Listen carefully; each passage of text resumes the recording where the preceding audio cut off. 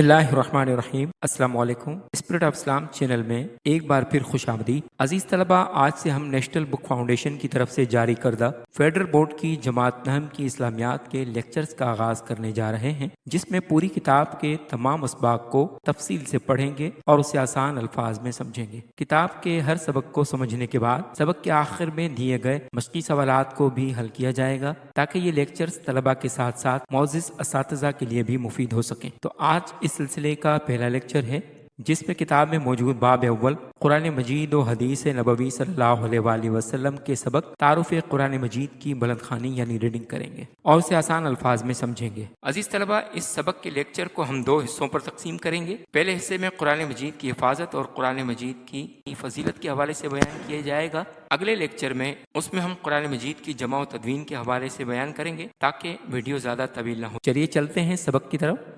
जिस तरह से स्क्रीन पर आपको नजर आ रहा है, इस सबक का नाम है तारुफ कुरान मजीद। सबसे पहले है इसके लुग़वी माना यानी डिक्शनरी मीनिंग। तो लुग़वी तारीफ के हवाले से यहाँ बताया गया है कि लफ्ज़ कुरान क़राअ यक़रअु क़िराअतुन से माखूज़ है, यानी इन तीन अल्फाज से निकला है, जिसके लफ्ज़ी माना पढ़ने के भी हैं और एक चीज़ को दूसरी चीज़ के साथ मिलाकर जमा करने के भी हैं।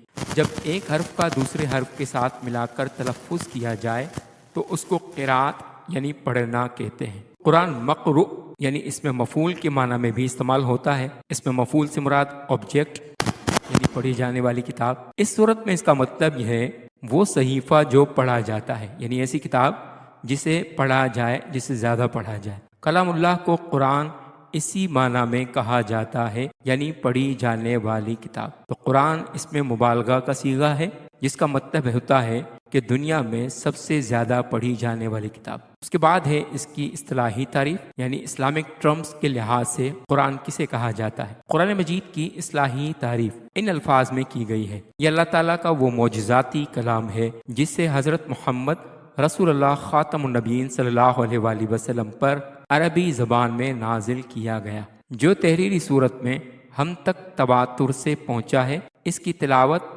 इबादत का दर्जा रखती है, यानी हमारे नबी हज़रत मोहम्मद सल्लल्लाहु अलैहि वसल्लम जो तमाम नबियों में आखिरी नबी हैं, उन पर कुरान मजीद अल्फाज की सूरत में तवातुर के साथ 23 बरस 4 माह और कुछ दिन के अरसे में नाजिल किया गया। किताबी शक्ल में नबी करीम सल्लल्लाहु अलैहि वसल्लम को ये किताब नहीं मिली। इसी तरह से आगे जिस तरह बताया गया कि इसकी तिलावत इबादत का दर्जा रखती है। वैसे तो आसमानी किताबें और भी हैं, तौरेत है, ज़बूर है, इंजील है, लेकिन तमाम किताबों में कुरान मजीद को ये ख़ास एजाज़ हासिल है कि कुरान मजीद पर अमल करना तो इबादत का दर्जा है ही, लेकिन कुरान मजीद की तिलावत करना, सिर्फ पढ़ना भी बग़ैर समझे, बग़ैर उसका मतलब जाने, सिर्फ तिलावत भी इसकी इबादत का दर्जा रखती है। इसकी इब्तिदा सूरतुल फातिहा से होती है और इसका इख्तिताम सूरतुल नास पर होता है। लेकिन यहाँ ये बात याद रहे कि सूरतुल फातिहा कुरान मजीद की किताबी तरतीब के लिहाज से पहली सूरत है और सूरतुन नास किताबी तरतीब के लिहाज से आखिरी सूरत है। अगर हम नुज़ूली तरतीब की बात करें तो कुरान मजीद की सबसे पहली नाजिल होने वाली सूरत सूरतुल फातिहा नहीं है, बल्कि सूरतुल अलक़ है, जो कि 30वें पारे में है।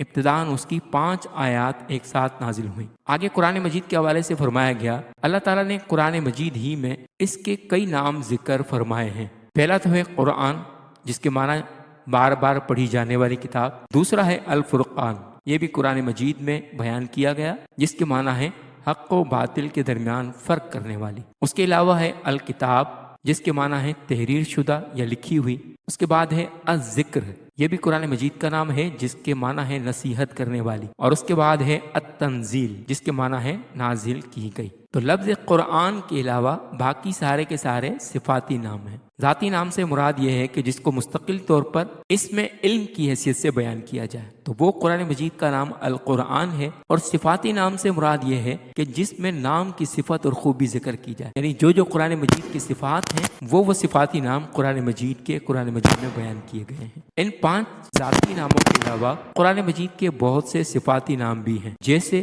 नंबर 1 अल मुबारक, जिसके माना है बरकत वाली। ये सूरतुल अनाम की आयत नंबर 92 के अंदर बयान किया गया। दूसरे नंबर पर है الحکیم جس کے معنی ہے حکمت والی، یہ نام سورہ یاسین کی آیت نمبر 2 میں بیان کیا گیا۔ تیسرا ہے المبین جس کے معنی ہے کھلی ہوئی، یہ سورہ یوسف کی آیت نمبر 1 میں بھی ہے، اور اسی طرح سے قرآن مجید کا یہ نام سورہ یاسین میں بھی ہے۔ چوتھے نمبر پر ہے عربین جس کے معنی ہے عربی زبان میں، یہ سورہ یوسف کی آیت نمبر 2 سے لیا گیا ہے۔ پانچویں نمبر پر ہے شفاء جس کے معنی ہے شفا دینے والی، اور یہ سورۃ الاسراء کی آیت نمبر 82 میں یہ نام بیان ہوا، جس کے بارے میں فرمایا گیا وَنُنَزِّلُ مِنَ الْقُرْآنِ مَا هُوَ شِفَاء۔ اس کے بعد دائیں طرف کالم میں جو کچھ بیان کیا گیا ہے، ہر کتاب کا کوئی نہ کوئی عنوان، کوئی نہ کوئی موضوع ہوا کرتا ہے جس پر وہ کتاب بحث کرتی ہے۔ قرآن مجید کا موضوع انسان ہے۔ قرآن مجید کے بالکل آغاز ہی میں 3 قسم کے انسان بیان ہوئے ہیں۔ الف، ایک وہ جو قرآن مجید سے صحیح طور پر مستفید ہو سکتے ہیں جنہیں مومن کہا گیا ہے۔ بے، دوسرے وہ لوگ جو اپنی ضد اور ہٹ دھرمی کے باعث یا اپنے تعصب کی بنیاد پر یا تکبر یا حسد کی وجہ سے کفر پر اڑ گئے ہیں، اور اب گویا انہوں نے قرآن مجید کی ہدایت سے اپنے آپ کو یکسر محروم کر لیا ہے، تو یہ دوسرا جو گروہ ہے اس سے مراد کفار ہیں۔ تیسرے وہ لوگ جنہیں منافقین کہتے ہیں، یہ وہ لوگ ہوتے ہیں جو بظاہر ایمان کا دعویٰ کرتے ہیں مگر ان کے دلوں میں روگ ہوتا ہے، یعنی بیماری ہوتی ہے۔ یہ مرض، روگ یعنی بیماری انہیں ایمان کی طرف یکسو ہونے نہیں دیتا۔ تو یہ 3 گروہ قرآن مجید کی سورۃ البقرہ کی ابتدائی آیات میں الف لام میم ذالک الکتاب لا ریب فیہ یہاں سے لے کر سورہ بقرہ کا پہلا رکوع ان تینوں گروہوں کے بارے میں بتاتا ہے۔ اس کے بعد فرمایا گیا قرآن مجید بہت عظمت والی کتاب ہے۔ قرآن مجید کا پیغام پوری انسانیت کے لیے ہے، یہ آفاقی اور عالمگیر پیغام خداوندی ہے، یعنی قرآن مجید کا پیغام صرف اور صرف مسلمانوں کے لیے نہیں، کسی ایک قوم کے لیے نہیں، صرف ان لوگوں کے لیے نہیں ہے جو نبی کریم صلی اللہ علیہ وآلہ وسلم کے مخاطب تھے، بلکہ تمام کی تمام انسانیت کے لیے، خواہ وہ کسی ملک سے، کسی بھی قوم سے، کسی بھی زبان بولنے سے تعلق رکھتے ہوں، قرآن مجید تمام لوگوں کے لیے نازل ہوا ہے۔ اور آفاقی سے مراد، عالمگیر سے مراد کہ تمام کے تمام ملکوں میں رہنے والے لوگ، قیامت تک آنے والے تمام لوگوں کے لیے قرآن مجید بھیجا گیا ہے۔ قیامت تک آنے والی نسل انسانی کے لیے اس میں ہدایت و رہنمائی ہے، یعنی کہ قرآن مجید صرف نبی کریم صلی اللہ علیہ وآلہ وسلم کے زمانے تک کے لوگوں کے لیے نازل نہیں ہوا، بلکہ ہر دور میں، ہر زمانے میں، ہر خطے کے لوگ، ہر علاقے کے لوگ، ہر زبان والے لوگ، قیامت تک جتنے بھی لوگ آتے رہیں گے، قیامت کی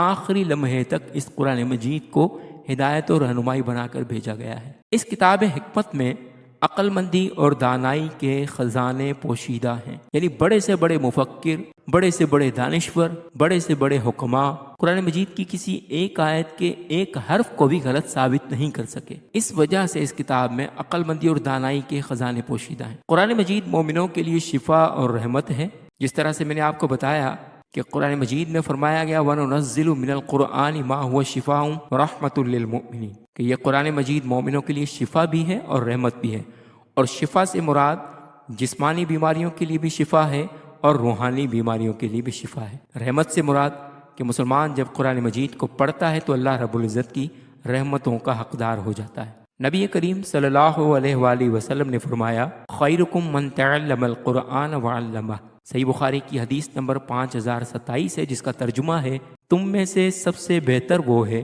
جو قرآن مجید سیکھے اور اسے دوسروں کو سکھائے۔ یعنی قرآن مجید کا نہ صرف پڑھنا عبادت ہے، بلکہ قرآن مجید کو سیکھ کر دوسروں کو سکھانا بھی نبی کریم علیہ الصلوۃ والسلام کی طرف سے ایسے شخص کو بہتر انسان، بہتر شخص قرار دیا گیا ہے۔ قرآن مجید کی تلاوت کرنا، حفظ کر کے اپنے سینے میں محفوظ کرنا سعادت مندی ہے۔ یعنی جس طرح سے میں نے پہلے عرض کی، قرآن مجید اللہ رب العزت کی آسمانی کتابوں میں سے وہ واحد کتاب ہے کہ جس کو یاد بھی کیا جاتا ہے اور اسے حفظ کر کے اپنے سینے میں محفوظ رکھا جاتا ہے، اور یہ بھی ایک بہت بڑی سعادت مندی کی بات ہے۔ قرآن مجید کا ہر حرف پڑھنا نیکی ہے۔ نبی کریم صلی اللہ علیہ وآلہ وسلم نے فرمایا اقرأوا القرآن فإنه یأتی یوم القیامت شفیعا لاصحابہ، صحیح مسلم کی حدیث نمبر 804 ہے، جس میں نبی کریم علیہ الصلوۃ والسلام نے فرمایا، جس کا ترجمہ ہے قرآن مجید پڑھا کرو، یہ قیامت کے دن اپنے پڑھنے والوں کے لیے شفاعت کرنے والا بن کر آئے گا۔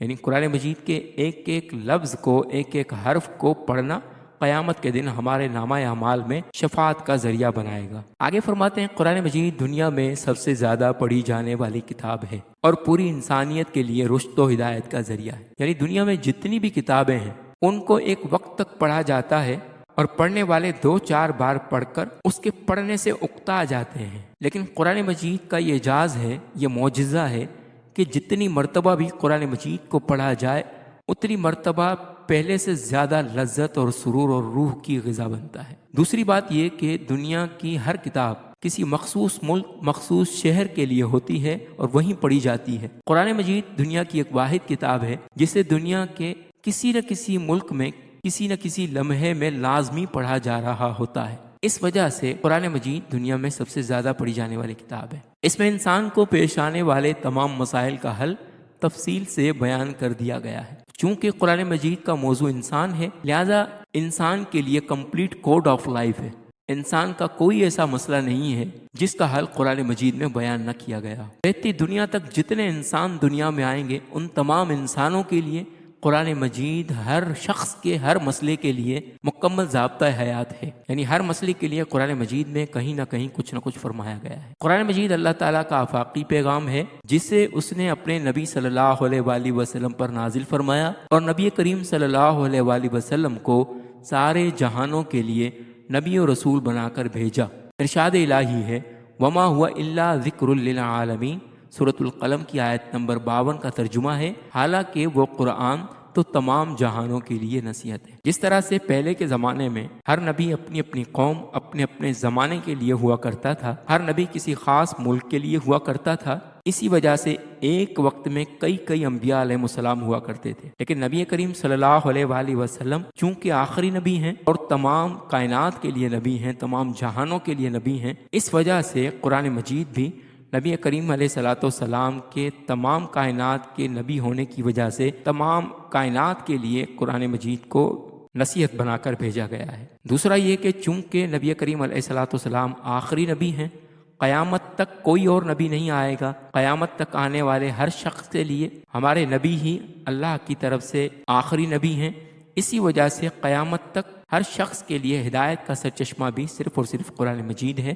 کوئی اور کتاب نہیں آنی۔ قرآن مجید کے نزول سے پہلے جو الہامی کتابیں نازل ہوئیں وہ خاص قوم، علاقے اور نسل کی ہدایت کے لیے اتاری گئی تھیں، جبکہ قرآن مجید عالمگیر کتاب ہے جو نہ صرف مسلمانوں بلکہ تمام انسانیت کے لیے رہتی دنیا تک رشد و ہدایت کا سرچشمہ ہے۔ قرآن مجید میں زندگی کے تمام پہلوؤں سے متعلق حتمی اور مؤثر رہنمائی موجود ہے۔ ارشاد الہی ہے تبارک الذی نزل الفرقان علی عبدہ لیکون للعالمین نذیرا، سورۃ الفرقان کی آیت نمبر 1 ہے، جس کا ترجمہ ہے بہت ہی بابرکت ہے وہ اللہ جس نے اپنے بندہ نبی کریم خاتم النبیین صلی اللہ علیہ وآلہ وسلم پر فرقان یعنی قرآن مجید نازل فرمایا تاکہ وہ تمام جہان والوں کے لیے ڈرانے والے ہو جائیں۔ آگے ہے قرآن مجید کا اعجاز یعنی معجزہ۔ قرآن مجید اللہ تعالیٰ کا کلام، اس کی آخری کتاب اور اس کا ایک معجزہ ہے۔ قرآن مجید کا یہ اعجاز کہ تمام مخلوقات مل کر بھی اس کی مثال پیش کرنے سے قاصر ہیں۔ قرآن مجید نے چیلنج دیا ہے کہ اگر وہ اسے اللہ تعالیٰ کا کلام نہیں مانتے تو اس جیسا کوئی اور کلام پیش کریں، کم از کم اس جیسی ایک صورت بنا کر لے آئیں، مگر کوئی شخص بھی قرآن مجید کے اس چیلنج کا جواب نہیں دے سکتا اور نہ ہی قیامت تک دے سکے گا۔ یعنی قرآن مجید کا سب سے بڑا معجزہ یہ ہے کہ پوری دنیا کے اندر جتنی بھی کتابیں ہیں، خواہ وہ توریت، زبور، انجیل ہی کیوں نہ ہوں، آپس میں جب انہیں میچ کیا جائے تو وہ مس میچ ہوتی ہیں۔ ہر ملک کی کتاب کے اپنے اپنے الفاظ ہیں، ہر کتاب کے اندر کسی نہ کسی طرح کی کوئی تبدیلی یا کوئی تحریف ہو چکی ہے، لیکن قرآن مجید کا یہ خاص معجزہ ہے کہ دنیا کے جس خطے سے بھی قرآن مجید کو اٹھا کر پڑھا جائے، قرآن مجید کی کسی ایک سورت، کسی ایک آیت کے کسی ایک حرف کے اندر بھی رد و بدل نہیں ہے۔ اور پھر نبی کریم علیہ الصلوۃ والسلام پر جب قرآن مجید نازل ہوا، اس وقت کے کفار نے، مشرکین نے کئی طرح کے اعتراض کیے، جن میں سے ایک اعتراض یہ تھا کہ یہ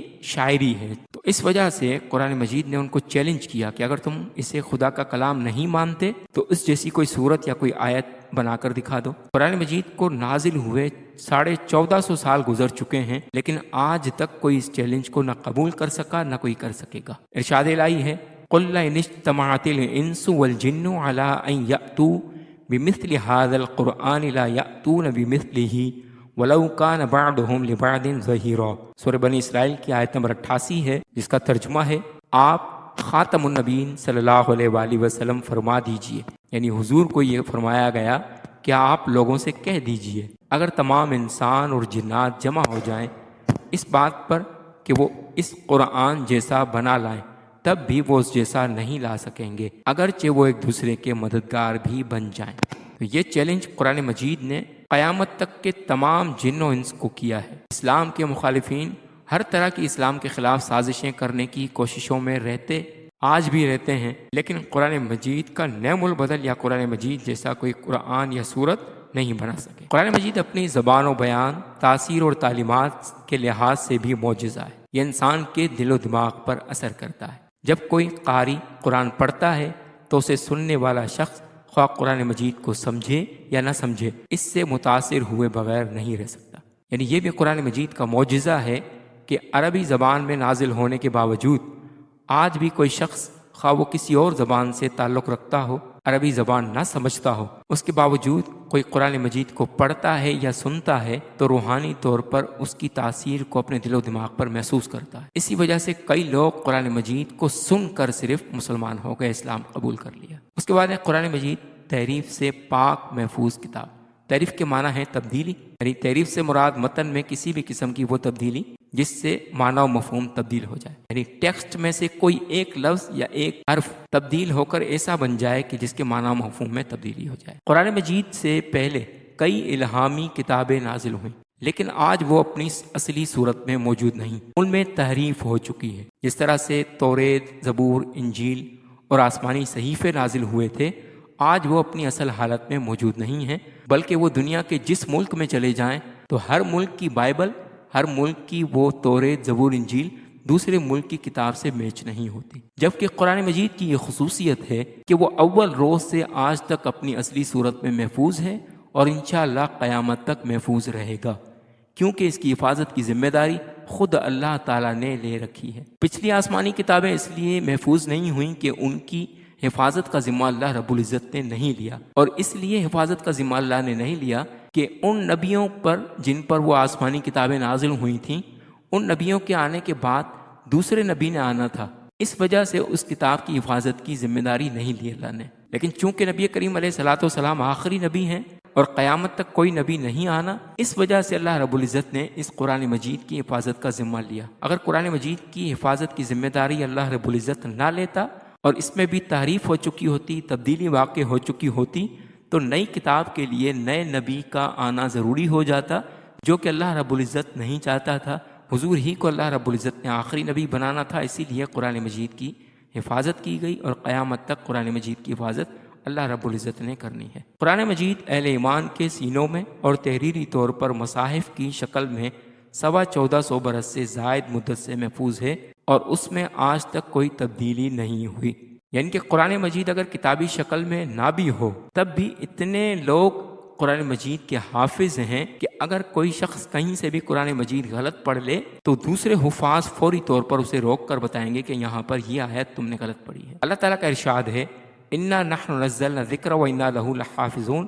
سورۃ الحجر کی آیت نمبر 9 ہے، جس کا ترجمہ ہے، بے شک ہم ہی نے اس ذکر یعنی قرآن کو نازل فرمایا ہے اور بے شک ہم ہی اس کی ضرور حفاظت فرمانے والے ہیں۔ عزیز طلبہ، ویڈیو زیادہ طویل نہ ہو جائے اس لیے آج کا لیکچر صرف یہیں تک ہے۔ اس کا دوسرا حصہ انشاءاللہ سبق کے اگلے حصے قرآن مجید کی جمع و تدوین کے حوالے سے ہم شروع کریں گے۔ امید ہے کہ آپ کو آج کا لیکچر پسند آیا ہوگا۔ اگر آپ کو لیکچر پسند آیا تو چینل کو سبسکرائب کر لیجئے اور بیل آئیکن کو بھی دبا لیجئے تاکہ آپ کو آئندہ بھی اس طرح کے مزید لیکچرز ملتے رہیں۔ ملتے ہیں اگلے لیکچر میں، تب تک والسلام علیکم ورحمۃ اللہ وبرکاتہ۔